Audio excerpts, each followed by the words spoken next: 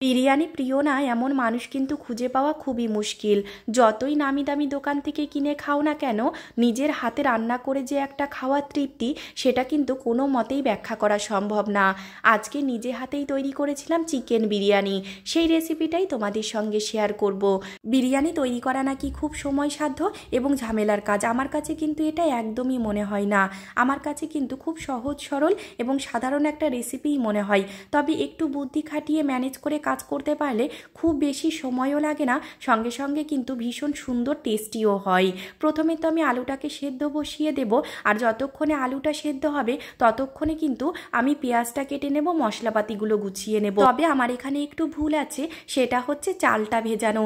যেহেতু আমার বিরিয়ানির চালটা এখনো পর্যন্ত আনাই হয়নি, বর বাজারে গেছে চালটা আনতে, সেই জন্য সবার প্রথমে কিন্তু চালটা ভিজিয়ে দিলে খুব সুবিধে হয়।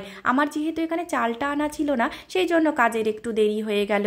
কিন্তু চালটা প্রথমে ভিজিয়ে দিলে চালটা ভেজা থাকতে থাকতে এদিকে কিন্তু চিকেনটা কষানো থেকে শুরু করে সমস্ত কিছুই গোছানো হয়ে যায়। আলুটাতে একটু লবণ দিয়েছিলাম, দিয়ে 2টো সিটি দিয়েছি, তাতেই কিন্তু আলুটা খুব সুন্দর গলে যাবে। আর এদিকে পেঁয়াজ কেটে নিয়েছি, আদা রসুনটাও ছাড়িয়ে নিয়েছি। মশলাপাতিগুলো গোছাতে গোছাতে এদিকে দেখি বর ফর্দ অনুযায়ী জিনিসপত্রগুলো নিয়ে চলেও এসেছে। সমস্ত জিনিসপত্রগুলো আমি বেরও করে ফেললাম, সঙ্গে সঙ্গে চালটাও ভিজিয়ে দিলাম। যতক্ষণে চালটা ভেজানো থাকবে ততক্ষণে আমার বাকি কাজ সঙ্গে সঙ্গে চিকেনটাও কষানো হয়ে যাবে।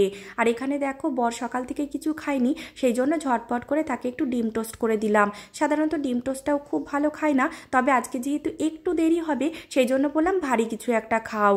ওকে ডিম টোস্ট করে দিয়ে ঝটপট করে আমি চিকেন রান্নার জন্য মশলাটা গুছিয়ে নেব।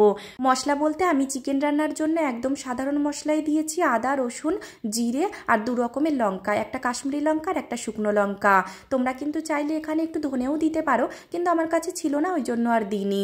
আজকের বিরিয়ানিতে আমি একটু টমেটো দেবো, যেহেতু আমার কাছে টক দই নেই। টক দই থাকলে কিন্তু টমেটো দেওয়ার প্রয়োজন হয় না। চিকেন রান্না সঙ্গে ভাতের পারফেকশন, এই দুটো করলেই কিন্তু বিরিয়ানিটা খুব সুন্দর হয়। ওদিকে তো বেশি করে জল দিয়ে ভাতটাও বসিয়ে দিয়েছি। ভাত রান্না করা ওই জলের মধ্যে পরিমাণ মতো লবণ, তেজপাতা আর গোটা সমস্ত বিরিয়ানি মশলা দিয়ে ভালো করে জলটাকে ফুটিয়ে নিয়ে তার মধ্যে ভিজিয়ে রাখা চালটা দিয়ে দিচ্ছি। আর এদিকে আমি একটা মিক্সার তৈরি করে রাখলাম, এটা বানিয়ে রাখলে আমার বেশ সুবিধে হয়। কেওড়া জল, গোলাপ জল আর মিঠা আতরকে একটা বাটিতে আলাদা করে মিশিয়ে রেখে দিয়েছি, তাতে যখন দিতে হবে তখন একবারে দিয়ে দিলে বেশ সুবিধে হয়। এটা তোমরা আলাদা আলাদা দিলেও পারো। এদিকে দেখো ভাতটা আমার ফুটছে, সঙ্গে সঙ্গে আমি পাশের উনুনে মানে গ্যাসে কড়াইও চাপিয়ে দিয়েছি।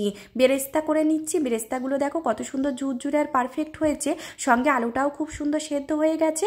আলুটাকে আবার একটু লবণ দিয়ে একটু ভালো করে ভেজে নেব, ভেজে নিলে কিন্তু খুব সুন্দর হয়। এর মধ্যে তোমরা যদি চাও তাহলে একটু ঘিও দিতে পারো, তাহলে আলুর স্বাদটা আরও বেশি হয়। আমি কিন্তু চিকেন রান্নার মধ্যে আলুটা দিই না, আলাদা করেই রাখি, তাতে আমার বেশি ভালো লাগে। অনেকে চিকেন রান্নার মধ্যে দেয়, তবে আমার এভাবে বেশি ভালো লাগে, সেই জন্য এইভাবেই করি।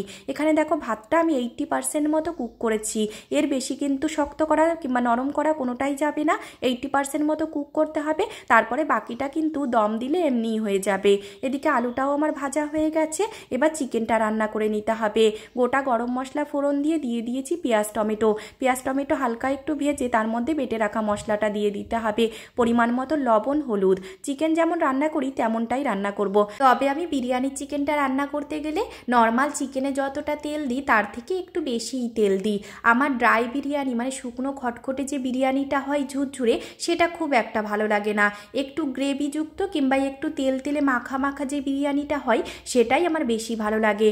তার উপর আবার বিরিয়ানির সঙ্গে যেহেতু কোনো রকম কোনো সাইড ডিশ করছি না, সেই জন্য কিন্তু একটু মশলাটা বেশিই ব্যবহার করেছি। শুধু শুধু বিরিয়ানিটা খাবো, যার জন্য একটু স্পাইসি একটু মশলাদার হবে, তাহলে কিন্তু শুধু শুধু খেতে খুব একটা অসুবিধা হবে না। দেখতে দেখতে আমার কিন্তু চিকেনটা প্রায় কষানোও হয়ে গেছে।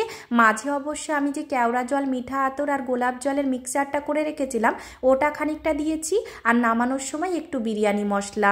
ব্যাস আমার চিকেন কষানো রেডি। আর এখন দেখো সমস্ত কিছু পরপর সাজিয়ে নিয়ে বসে পড়েছি নিচে, যাতে কোনো কিছু দিতে ভুল না হয়ে যায়। পরপর লেয়ারিংয়ে এত কিছু প্রয়োজন পড়ে, যখন আমি লেয়ারিংটা করি তখন কিন্তু পরপর সমস্ত কিছু সাজিয়ে নিয়েই বসি, না হলে 2-1বার কিন্তু এমনও হয়েছে মাঝে কিছু একটা দিতে ভুলে গেছি, তারপরে সেটা ওপরে দিতে হয়েছে। রান্না স্টেপ বাই স্টেপ সমস্ত কিছুই তো রান্নার টেস্টের উপর অনেকটা ম্যাটার করে, সেই জন্য সমস্ত কিছু পারফেকশনের সঙ্গে করাটাই স্বাদের ক্ষেত্রেও খুব ভালো।